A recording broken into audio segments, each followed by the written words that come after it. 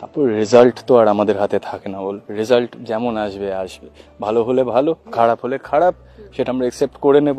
Will work harder in the next project, right? কোনো না কোনো একটা ফ্ল হবে, না কোথাও আমরা ব্যর্থ হয়েছি হয়তো একটা যদি প্রজেক্ট ওয়ার্ক না করে, বিকজ এভরিথিং ইজ জাজ বাই নাম্বারস না নাউডেজ।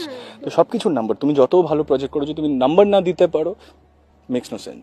ভালো গল্পে নাম্বার দেয় না, তো তাদের হয়তো একটা সার্টেন অডিয়েন্স আছে, অনেকেই বলে নিশ অডিয়েন্সের জন্য একটা কিছু বানানো, বা সো এইগুলো এগুলো যত তুমি সিস্টেমের মধ্যে নিতে থাকবে না, যে এই টিআরপি হচ্ছে না বা এই সিনেমাটা ফ্লপ হয়ে গেল, এত মাথায় নিতে নেই। অ্যাজ অ্যান অ্যাক্টর আমি শিখছি এবং আমি কনস্ট্যান্ট এফোর্ট দিতে থাকবো। আমার যতটা কেপেবিলিটি, যতটা আমার এবিলিটি, আমি চেষ্টা করব থ্রু আউট ভালো পারফর্ম করার।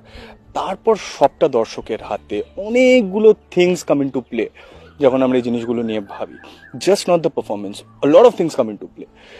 তো সেই প্রত্যেকটা জিনিস তো তোমার হাতে নেই, so I brainstorm something that's not in your hands.